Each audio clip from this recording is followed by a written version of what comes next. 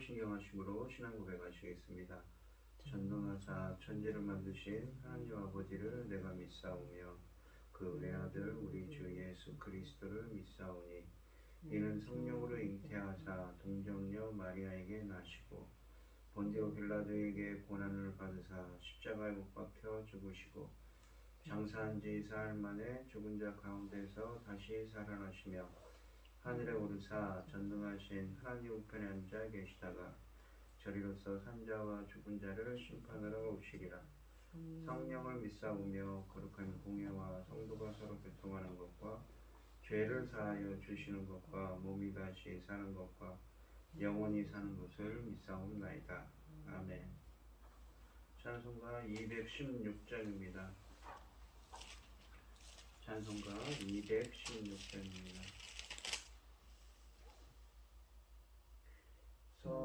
성자의 귀한 몸 나 위하여 버리신 그 사랑 고마워라. 내 머리 숙여서 주님께 비는 말 나무어 주님께 바치리까. 지금도 날 위해 간구하시니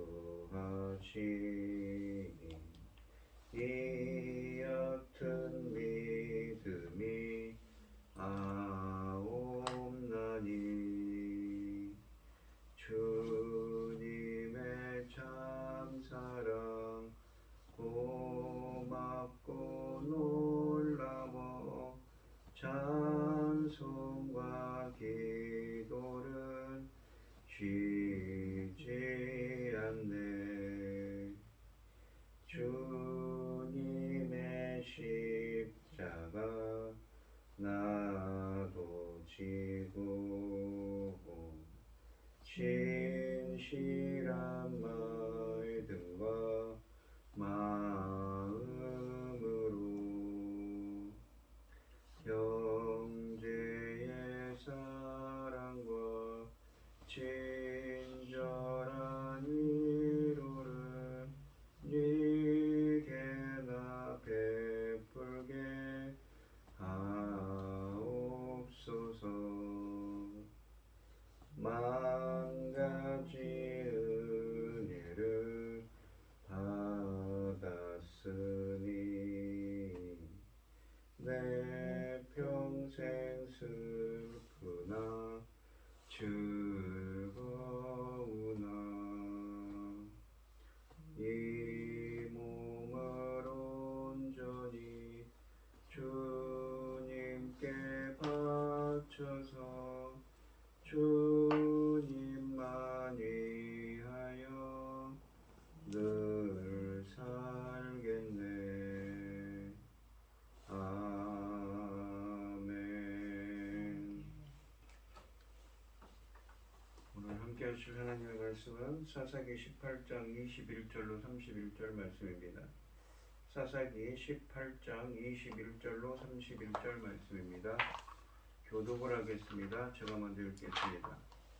그들이 돌이켜서 어린아이들과 가축과 값진 물건들을 앞세우고 길을 떠나더니 그들이 미가의 집을 멀리 떠날 때 미가의 집 사람들이 모여서 단 자손을 따라붙어서 단 자손을 부르는지라. 그들이 얼굴을 돌려 미가에게 이르되 네가 무슨 일로 이같이 모아가지고 왔느냐 하니 미가가 이르되 내가 만든 신들과 별상을 빼앗아갔으니 이제 내게 일어나는 것이 무엇이냐. 너희가 어째 나더러 무슨 일이 있냐고 하는지라. 단 자손이 그에게 이르되 내 목소리를 우리에게 돌리게 하지 말라. 노한 자들이 너희를 쳐서 내 생명과 내 가족의 생명을 잃게 할까 하노라 하고 단 자손이 자기에게로 간지라. 미가가 단 자손이 자기보다 강한 것을 보고 돌이켜 집으로 돌아갔더라. 단 자손이 미가가 만든 것과 그 제사장을 취하여 라이스에 이르러 한가하고 걱정 없이 사는 백성을 만나 칼날로 그들을 치며 그 성읍을 불사르되 그들을 구원할 자가 없었으니 그 성읍이 베드르흡 가까운 골짜기에 있어서 시돈과 거리라 버리고 상종할 사람도 없음이었더라. 단 자손이 성읍을 세우고 거기 거주하면서 이스라엘에게서 태어난 그들의 조상 단의 이름을 따라 그 성읍을 단이라 하니라. 그 성읍의 본 이름은 라이스였더라. 단 자손이 자기들을 위하여 긴 신상을 세웠고 모세의 손자의 게르솜의 아들인 요나단과 그의 자손 단 지파와 제사장이 되어 그 땅 백성이 사로잡히는 날까지 이르렀더라. 하나님의 집이 실로에 있을 동안에 미가가 만든 바 새긴 신상이 단 자손에게 있었더라. 아멘. 오늘 본문 말씀의 제목은 심판, 그 탐욕의 끝에서입니다. 이 17장에서는 한 가정에서 그리고 18장에서는 한 지파로 우상 숭배가 확대되고 있습니다. 단지파는 무력을 사용해 미가의 신상들을 강탈하고 평화로운 마을까지 약탈하며 점령합니다. 22절에 보시면 단지파 군대가 미가의 우상들과 제사장을 훔쳐 떠난 뒤 이 일을 뒤늦게 알게 된 미가가 사람들을 모아 그들을 쫓았습니다. 21절에 보시면 단지파 사람들은 어린아이들과 가축도 데리고 갔기 때문에 멀리 가지 못했습니다. 단지파의 행렬은 아이들과 가축, 값진 것들을 앞세우고 군대가 뒤따라갑니다. 미가의 추적을 예측하고 군인들이 맨 뒤에 간 것입니다. 23절에 보시면 미가가 그들에게 다다르자 단지파 사람들은 무엇 때문에 쫓아왔느냐는 식의 반응을 보입니다. 의도적으로 취한 모욕적인 태도입니다. 어느새 이스라엘 사람을 괴롭히는 사람들이 이방인이 아니라 타락한 이스라엘 사람들로 변해 있습니다. 24절에 보시면 기가 막힌 미가가 내가 만든 내 신들을 내 다 훔쳐가고도 무슨 일이냐고 라며 항의를 했습니다. 25절에서 단지파 사람들은 조용히 돌아가라고 합니다. 그렇지 않으면 당신과 당신 가족들이 다칠 것이라고 협박하고 26절에서 미가는 자신이 수적으로 약세라는 것을 깨닫고는 말없이 집으로 돌아갑니다. 미가는 비싼 돈을 들여 만든 우상들도 빼앗기고 어른으로 모시면서 동시에 아들처럼 아껴주었던 제사장에게도 배신당합니다. 미가는 레위 사람을 제사장으로 모셨으니 여호와께서 축복하실 것이라고 기도했었는데 그에게 임한 것은 재산 몰수와 배신을 통한 하나님의 심판입니다. 미가, 레위 청년, 단지파 사람들의 이야기는 당시 이스라엘에는 도덕도 또 올바른 가치관도 없었을 뿐만 아니라 하나님을 두려워하는 신앙도 없었다는 것을 시사해 줍니다. 사람들이 하나님의 기준대로 살지 않고 각자 자기 소견에 오른 대로 행하면 이렇게 타락하고 부패한다는 것이 본문의 말씀입니다.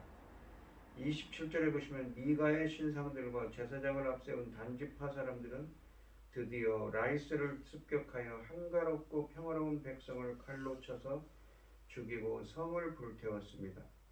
아무도 라이스 사람들을 도울 수 없었던 것은 그들이 고립된 지역에서 살면서 다른 사람들과 교류가 없었기 때문입니다. 본문이 이런 말을 하는 것은 단지파가 처음부터 그들의 상대가 되지 않는 약자 라이스를 상대로 삼았다는 점을 비난하는 것입니다. 29절에서 단지파 사람들은 라이스를 빼앗은 뒤 그 성읍을 자신들의 조상 이름을 따라 단이라고 부릅니다. 그리고 그곳에 신상을 세우고 미가의 집에서 데려온 레위 사람을 제사장으로 세웠습니다.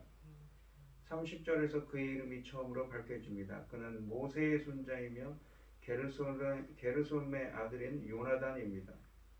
모세의 자손이 이런 짓을 했다는 것이 충격적이며 믿기지 않는 일입니다. 성경에 의하면 게르솜은 모세의 둘째 아들이었습니다. 그러나 요나단이 그의 아들이라는 것이 꼭 이 두 사람이 부자지간이었다는 뜻은 아닙니다. 물론 이러한 가능성을 전적으로 배제할 수는 없지만 히브리어에서 아들은 몇 대를 뛰어넘는 자손을 뜻할 수도 있기 때문입니다. 만일 요나단이 모세의 손자였다면 이 일은 가나안 정복이 시작된 지 불과 100년 내에 있었던 일이라고 주장할 수 있습니다. 반면에 이 말이 단순히 후손을 뜻한다면 200년에서 300년이 흘렀을 수도 있습니다. 요나단과 그의 후손이 단지파의 제사장으로 사역한 기간은 그 땅 사람들이 포로로 잡혀갈 때까지라고 30절에 말씀하십니다. 주전 734년에 단지파 사람들이 아수르의 디글랏빌레셀 3세에 의해 끌려갔다고 열왕기하 15장 29절에 쓰여져 있습니다. 31절 말씀은 단지파의 만행과 폭력 그리고 요나단의 배신과 제사장직에 대해 말씀하십니다. 그들은 하나님의 집이 실로에 있는 동안 내내 미가가 만든 우상이 단자손에게 있었다고 말씀하십니다. 사사기에서 실로가 언급되기는 이곳이 처음입니다. 실로는 에브라임에 속한 성읍이었으며 여호수아는 이곳에서 각 지파에게 땅을 분배했다고 여호수아 18장 1절에 쓰여져 있습니다. 실로는 이스라엘의 성지였으며 사무엘상 1장부터 3장에서 엘리 대제사장이 이곳에 있던 장막에서 사역을 했습니다. 이 장막이 어떤 것이었는지는 정확히 알 수는 없지만 광야 생활 때 사용하던 이동식 장막과는 달리 상당한 영구성을 지닌 그러므로 더욱더 권위를 지닌 구조물이었던 것으로 보입니다. 성경에 실로에 하나님의 집이 있는 동안에도 단지파는 미가가 만든 우상을 가지고 있었다고 말하는 것은 그들이 도저히 믿기지 않는 배교 행위를 했다는 점을 강조하는 것입니다. 미가의 집안 이야기, 젊은 제사장, 그리고 단지파의 이야기로 구성된 이 17장부터 19장까지의 말씀은 당시 온 이스라엘의 영적 도덕적 상황을 잘 묘사해 줍니다. 그 누구도 양심적인 사람이 없습니다. 남에 대한 배려와 의리를 소중히 여기는 사람도 없습니다. 언제든지 개인적인 이익을 위해서는 배신하고 폭력을 행사할 수 있는 기회주의자들이 되어 있습니다. 본문은 이러한 혼란이 하나님에 대한 올바른 지식이 결여된 것에서 비롯된 모습이라고 합니다. 이스라엘 사람들이 말로는 여호와를 섬긴다고 하지만 그들은 또한 우상들을 숭배하고 있습니다. 당시 이스라엘 사람들에게는 여호와와 우상들을 함께 섬기는 것이 이상한 일이 아니었다는 것입니다. 만일 그들이 하나님을 인격적으로 체험하여 그분이 어떤 분이시고 그분의 말씀이 무엇을 요구하는 줄 알았다면 결코 있을 수 없는 일입니다. 그렇다면 그들이 정말 하나님과 그의 말씀을 몰라서 이런 일이 일어나는 것일까요? 율법이 이미 모세를 통해 그들에게 주어졌던 것을 감안하면 아무리 몰라도 옳고 그름과 하나님의 어느 수준의 충성을 요구하시는지는 어느 정도는 알고 있어야 합니다. 다만 그들이 율법의 요구에 따르지 않은 것뿐입니다. 그렇다면 왜 그들은 율법대로 살지 않을까요? 하나님 말씀대로 왜 살지 않았을까요? 스스로 교만해서 각자 생각에 오른 대로 행하다 보니 율법은 안중에도 없었던 것입니다. 하나님도 이스라엘을 자신들이 스스로 만든 혼란에 내버려 두셨습니다. 오늘 이 시간 형식과 겉모습과 말투만이 아닌 하나님의 백성다운 거룩한 삶을 살게 해달라고 기도하는 여러분들이 되시기를 바랍니다. 기도하겠습니다. 하나님 아버지 감사합니다. 겉모습만이 아니라 정말 우리들의 진정한 삶에서도 하나님의 백성다운 삶을 살 수 있도록 오늘 이 시간 인도하여 주시고 함께하여 주시옵소서. 이 모든 말씀 거룩하신 예수님 이름으로 기도합니다. 아멘. 하늘에 계신 우리 아버지여 이름이 거룩히 여김을 받으시오며 나라의 마옵시며 뜻이 하늘에서 이룬 것 같이 땅에서도 이루어지이다. 오늘날 우리에게 일용할 양식을 주옵시고 우리가 우리에게 죄 지은 자를 사하여 준 것 같이 우리 죄를 사하여 주옵시고 우리를 시험에 들게 하지 마옵시고 다만 악에서 구하옵소서. 이게 나라와 권세와 영광이 아버지께 영원히 있사옵나이다. 아멘. 오늘 주신 말씀 가지고 기도할 때요 우리가 겉모습만이 아니라 정말 진정으로 하나님 백성되어 삶을 살아가는 우리가 되게 되려고 기도하시고 어려움을 당하신 분들과 각자 기도 제목을 가지고 주여 삼청하시면서 통성으로 기도하도록 하겠습니다. 주여 주여 주여 아버지 하나님 진정으로 하나님 백성다운 삶을 살아가는 저희들이 되게 하여 주시옵소서. 오늘 거룩한 주일입니다. 오늘 예배 가운데 함께하여 주시고 인도하여